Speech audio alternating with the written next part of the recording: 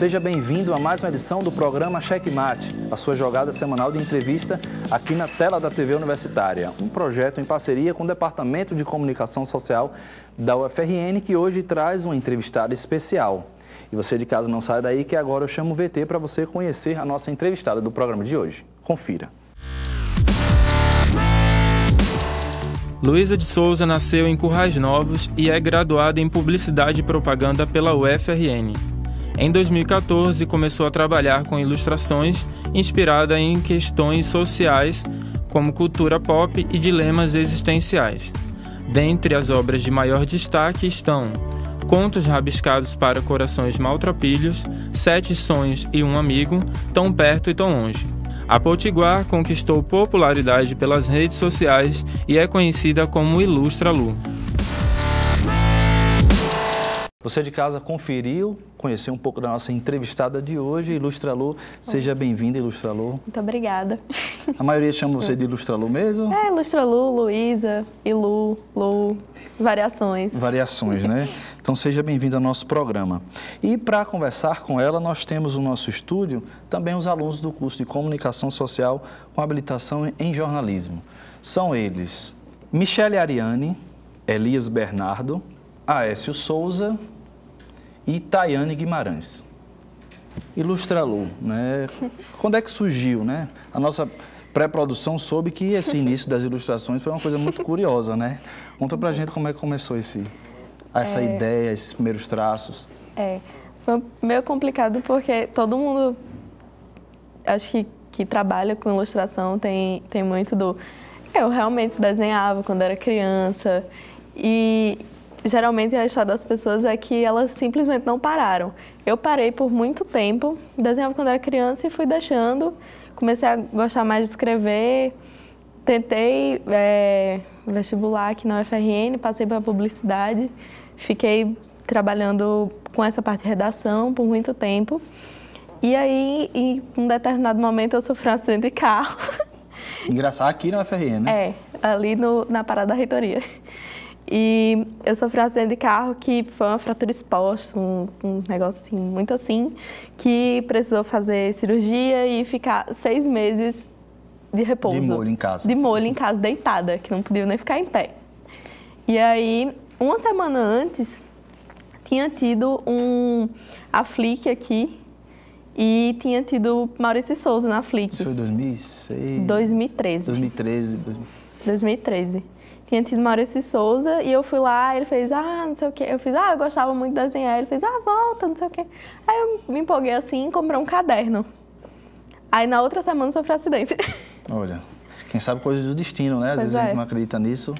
E dentro desse trabalho, né? Então, quer dizer, você teve... O disparador foi mesmo esse momento de, às vezes, a gente diz que o ócio, critica o ócio, mas foi realmente um ócio criativo, né? Foi puramente um ócio criativo, porque eu só assistia, eu só tinha praticamente a Netflix e esse caderno para me entender. Porque eu não sou daqui de Natal, eu sou de Currais Novos, eu voltei para lá para ficar, tipo, com a família e tal, porque aqui eu morava só, então não tinha estrutura para uma pessoa que não estava conseguindo andar.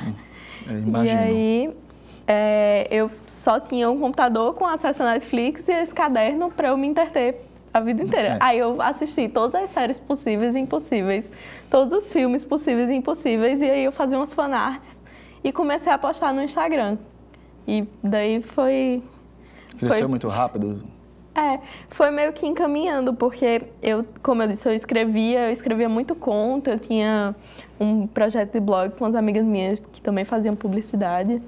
E aí, uma editora independente daqui na época, tinha chamado para eu fazer um livro desses contos. E aí, como eu estava com vontade de voltar a desenhar, eu fiz, por que a gente não faz um quadrinho e tal?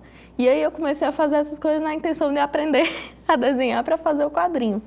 Lamentamos pelo ocorrido, mas que bom que surgiu todo esse trabalho primoroso. Agora, Michele Ariane tem uma pergunta para você, Ilustra Lu. Isso. Luísa, você aparentemente foi fácil você iniciar a sua trajetória na ilustração, mas é um mercado que ainda é majoritariamente masculino, né? Você teve alguma dificuldade, sofreu algum preconceito nesse início de carreira? tipo, não diretamente que me impedisse de fazer as coisas, mas sempre tem aquelas pequenas situações que no final incomodam bastante. Tipo, de ir para um evento e eu ser uma das convidadas do evento e, sei lá, ser sobre quadrinhos fofos, que na verdade era só para diminuir o trabalho de meninas que fazem quadrinhos. Ou então, sei lá, ir para uma entrevista e a pessoa que estava me entrevistando basicamente só prestar atenção depois que ela soube quantos seguidores eu tinha. Tipo, essa menina aqui tá aqui, tô falando com ela, mas essas coisas sem conhecer assim. o real trabalho, Exato. né? E você é um artista, né? Só pelo fato de ser mulher. Só pelo fato de ser uma mulher. E essas pequenas dificuldades que tem em relação a, tipo, principalmente no mercado de quadrinhos, no de ilustração nem tanto, mas de ter essa valorização como tida como, tipo, uma coisa que vale menos. Desvalorizar mesmo, né? Você realmente sentiu isso? Tanto no mercado publicitário ou só quando você realmente foi trabalhar nessa... Foi mais de quadrinhos mesmo. O mercado publicitário, eu trabalhei em algumas agências, eu sempre trabalhava com social media. Então era mais tranquilo, assim, tipo, tinha menos mulheres nas agências, né? Mas que é uma coisa que a gente sempre conseguiu notar na época que eu trabalhava, mas foi tranquilo, assim, pra mim. Em agência eu nunca passei por nada muito assim, não. Mas quadrinhos... Você acha que os quadrinhos também e a ilustração ainda é muito machista? Ou foram circunstancialmente, em algum momento, um lugar espacial que você esteve que houve essa reprodução desse discurso? Não, eu acho que o mercado, tipo, não só o mercado, mas as pessoas que estão nesse mercado ainda têm uma mente um pouco assim em relação a isso. Você acha que era só questão do tempo, essa questão do machismo? Ou tem a ver com a autoria, com o texto? Não, mas nessa questão da Turma da Mônica, por exemplo, eles começaram a fazer com autoras jovens também, produzindo quadrinhos maiores, graphic novels, com os personagens da Turma da Mônica. Tem a Cris Eico, a Luca Fage, que fizeram quadrinhos maravilhosos da Turma da Mônica, Bianca Pinheiro, principalmente, que são algumas referências que eu tenho muito grandes e que acabaram tendo uma visibilidade maior por fazer parte desse time, que é bem legal. Você citou Maurício de Souza, né? Que outras referências lhe serviram para os traços, para as cores? Você começou em preto e branco, não foi? Como é que foi isso? É porque eu não sabia... É assim, eu tudo que eu comecei fazendo, basicamente, foi porque eu não sabia fazer as outras coisas. Geralmente as pessoas chegavam para mim e faziam: é muito legal esse nariz que você faz, que parece uma botinha. Aí eu fazia: você não tinha percebido, não? Realmente, fica bem legal. Sendo que, na verdade, era só porque eu não sabia desenhar um nariz. Eu só fazia aquilo ali pra, tipo, ter um nariz em algum canto. E aí eu fui levando isso por muito tempo.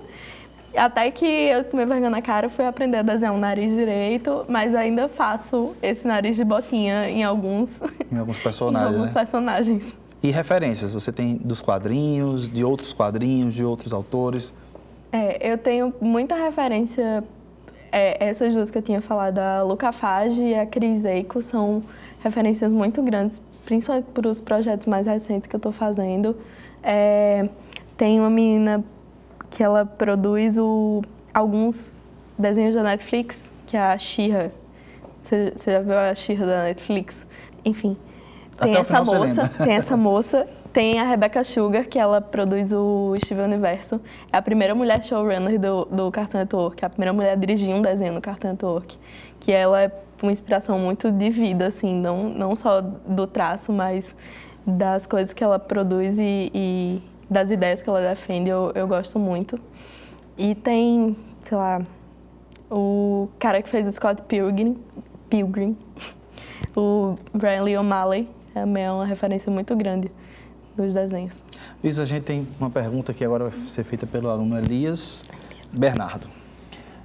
Lu, como foi você ilustrar temas difíceis como violência sexual, ansiedade para crianças e adolescentes?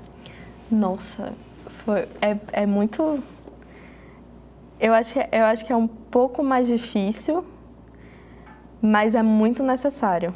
Tipo, são coisas que precisam ser faladas de diversas formas e que é muito um tabu muito grande de conversar sobre, sei lá, depressão ou ansiedade ou ensinar sobre consentimento para criança e para adolescente. E eu tive parcerias muito boas nesse sentido. As pessoas que escreveram os livros que eu participei também foram essenciais nessa hora. Tanto para dar o tom certo da linguagem. Da linguagem mesmo. Porque tipo, eu acho que dá para falar sobre tudo com criança. Você só precisa achar o tom certo. E para não ser agressivo ou não traumatizar os, sei lá. E até porque se ela não achar com livros, ilustrações, vai achar na internet de outras formas, Exato. Né? E é bem legal que o meu trabalho com ilustração consiga levar isso. Mas é bem difícil. Que tema dentro desses que o próprio Elias colocou, você acha que foi o que você teve maior dificuldade? Às vezes até pela própria condição de autora, né? Às vezes ansiedade, alguma coisa pessoal. A ansiedade. O livro que eu fiz com a Bia Madruga, que é esse que está aqui, Os Monstros Estão Aqui, ele é essencialmente sobre ansiedade e a gente inclui os outros medos para contar a história. Mas no começo, a ideia principal da história sempre foi sobre ansiedade, que é esse monstro. Se você abrir, você consegue abrir ele todo? Vou abrir aqui só o nosso câmera, avisar aqui. Não, todo? Abrir assim, ó. Ele você abrir a capa. Só a capa? Ó. Tá. Que tem um monstro gigante segurando a menininha. É basicamente isso aí. Braço, né? E essas histórias que você ilustra, você citou que algumas são relacionadas a um eu lírico de quem escreve, né? Algumas outras ilustrações, você faz outros trabalhos, né? Como esses aqui. É você que cria as narrativas, as frases?